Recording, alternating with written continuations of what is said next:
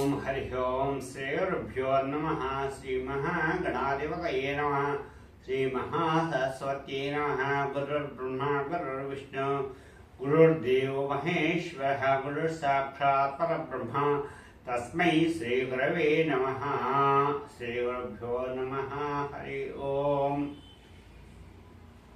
ఈ వీడియో ద్వారా నేను చెప్పదలుచుకున్న అంశం ఏంటంటే, పితృదేవతలకు పండగ రోజులు అనేటువంటి ఒక విషయాన్ని నేను వివరిద్దామనుకుంటున్నాను. మనకు ఎలా అయితే దీపావళి, దసరా, తర్వాత వినాయక చవితి అన్ని పండగలు ఎలా వస్తాయో, అలానే పితృదేవతలకు కూడా పండగ రోజులు అనేవి సంవత్సరంలో 2 సార్లు వస్తాయి. ఒకటి మహాళయ పక్షములు అంటారు. మహాళయ పక్షాలు వినాయక చవితి తర్వాత వస్తాయి. అవి 15 రోజుల పాటు ఉంటాయి. ప్రతి సంవత్సరం కూడా వినాయక చవితి వెళ్ళిన తర్వాత మహాళయ పక్షాలు అంటారు.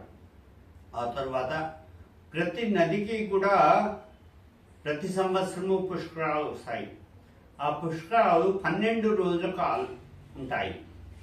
ఆ 12 రోజులు మరియు ఈ పితృపక్షాలు 15 రోజులు మన పితృదేవతలకు చాలా ముఖ్యమైనటువంటి ఒక రోజులు.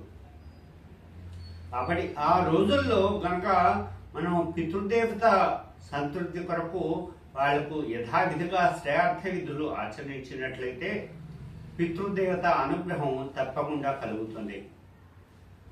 అయితే ఈ పితృపక్షాలు ముందు మహాళయ పక్షాల గురించి వివరిస్తాను. మహాళయ పక్షాల్లో ఆబ్దికము గనక నిర్వహించినట్లయితే ఇవి 15 రోజులు ఉంటాయి. ఈ 15 రోజుల్లో మన పెద్దవాళ్ళు ఏ తిథి అయితే రోజు అయితే పొయ్యి ఉన్నారో ఆ తిథి రోజు కానీ, లేకపోతే అమావాస్య రోజు కానీ, లేకపోతే మనకు వీలైనటువంటి యొక్క రోజులు కానీ ఆ యొక్క పితృపక్షాల్లో ఆ యొక్క విధులు ఆచరించవచ్చు. పితృపక్షాల్లో యథావిధిగా బ్రాహ్మణులు అయితే యథావిధిగా ఆచరించాల్సి ఉంటుంది. వీలైన పక్షంలో యథావిధిగా ఆచరించినట్లయితే చాలా విశేషం. యథావిధిగా ఆచరించలేని వాళ్ళు కేవలం వాళ్లకు తర్పణాలు విడచి తర్వాత ఆ స్వయం పిండి పిండాలతో ఆ యొక్క శ్రాద్ధ విధి నిర్ణయించవచ్చును. కాబట్టి ఇందులో ఎవరెవరు వస్తారు అనేటువంటి యొక్క ముఖ్య విషయాన్ని నేను చెప్తున్నాను. మామూలుగా ఆబ్దిక రోజుల్లో అదే నాన్నగారిదైతే పితృపితామహ, ప్రపితామహ, తల్లిగారిదైతే 3 వర్గత్రయాలు వస్తాయి. తండ్రి తరఫు వాళ్ళు నాన్నగారు, తర్వాత అమ్మగారు, అటువైపు వసు, రుద్ర, ఆద్య రూపాలు, అటు 3 రూపాయలు, ఇటు 3 రూపాయలు, 6 రూపాయలు వస్తాయి. ఆ తర్వాత పితృపక్షాలలో ఇంకా అదనంగా చాలా వస్తాయి. ఎలా వస్తాయి అంటే పితృవంశము, మాతృవంశము అనేటువంటి యొక్క విధానం ఉంటుంది. మనకు మామూలుగా నాన్నగారు కానీ అమ్మగారు కానీ చనిపోయినటువంటి యొక్క రోజులో తండ్రి, తాత, ముత్తాత, అదే తల్లి అయితే తల్లి అత్తగారు, వారి అత్తగారు, అలా వసు, రుద్ర, ఆద్య రూపాలు వస్తాయి. ఈ పితృపక్షాల్లో తండ్రి వంశము అంటే తండ్రి, తాత, ముత్తాత, ఆ తర్వాత బాబాయిలు, పెద్దలు, పిన్నులు, అట్లా వర్గత్రయము అనేది ఉంటుంది. ఆ వర్గత్రయ ప్రకారం తండ్రి వంశంలో సంబంధించిన ఎవరెవరైతే ఉన్నారో వారందరూ కూడా వస్తారు.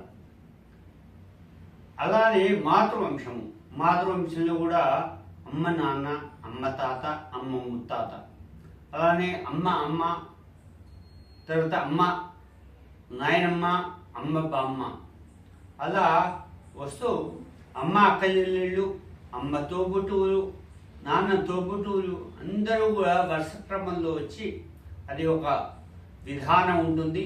ఆ లిస్ట్ ప్రకారం అందరూ కూడా ఈ మహాళయ పక్షాల రోజుల్లో మరియు పుష్కర శ్రాద్ధ విధుల రోజుల్లో కూడా వీరందరూ కూడా వస్తారు. దీన్ని వర్గత్రయ పట్టిక అంటారు. ఈ వర్గత్రయ పట్టికను మనం యథావిధిగా మన పితృదేవతలకు మనం ఆచరించినట్లయితే వాళ్ళు ప్రీతి ఉంది, మన వంశాన్ని ఉద్ధరించి వాళ్ళు వాళ్ళ యొక్క దీవెనలు మన వంశానికి మన కుటుంబానికి అందజేస్తారు.